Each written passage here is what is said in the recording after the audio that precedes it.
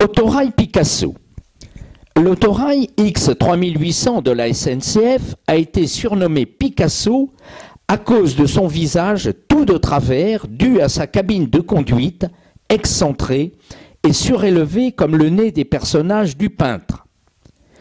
Il reste le plus populaire, le plus connu de tous les autorails, ayant transporté toute la France profonde de 1950 à 1988 sur toutes les petites lignes de chemin de fer. Le X3800 peut tout faire et partout. Construit d'une manière très ferroviaire, avec sa lourde caisse en acier de plus de 20 mètres, reposant sur 2 bogies, le X3800 est un engin robuste, bien motorisé, avec son diesel de 300 chevaux, pouvant circuler à 120 km/h sur des lignes secondaires et assurer des relations omnibus ou semi-directes. C'est un train complet à lui seul. Compartiment de première classe, de deuxième classe, toilette WC, local à bagages. Il est conçu pour ne demander qu'un entretien réduit. Pas de liaison électrique, mais seulement mécanique directe. Pour être garé en plein air, pour circuler plusieurs jours sans entretien, pour être conduit dans les deux sens depuis un poste de conduite unique, surélevé, permettant de surveiller le moteur en permanence. Un succès d'estime.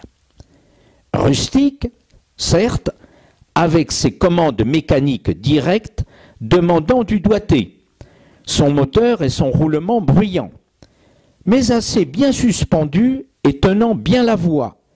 Le Picasso fit entendre sa trompe à 2 tons dans les campagnes durant près de 40 années, tirant une remorque les jours de foire, formant même avec 2 engins, encadrant 1 ou 2 remorques.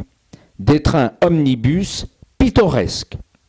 Les derniers Picasso circulèrent en 1988, mais certains ont été préservés par des associations d'amateurs et circulent sur des lignes touristiques. L'autorail au secours des chemins de fer. Au lendemain de la Seconde Guerre mondiale, la SNCF doit reconstruire un réseau presque intégralement détruit et commander à l'industrie le matériel roulant qui lui manque. L'autorail, qui a déjà sauvé le chemin de fer durant les années 1930, est de nouveau au cœur du combat pour la survie et la SNCF commande non seulement des séries de type d'avant-guerre, mais aussi conçoit dans ses bureaux d'études de nouvelles séries dites unifiées. En 1939, les 775 autorails de la SNCF se répartissent en 60 types différents. Un parc aussi hétérogène est coûteux à entretenir.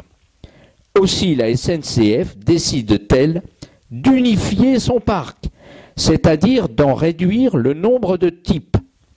Elle commande 4 types nouveaux, dont notre X3800, qui sera tiré à 251 exemplaires, un nombre considérable. Voici les caractéristiques du Picasso. Sa longueur, 21,85 m. Sa masse, 32 tonnes, pour une puissance de 300 chevaux. Sa vitesse, 120 km/h. Les études faites par la SNCF et le constructeur est Renault.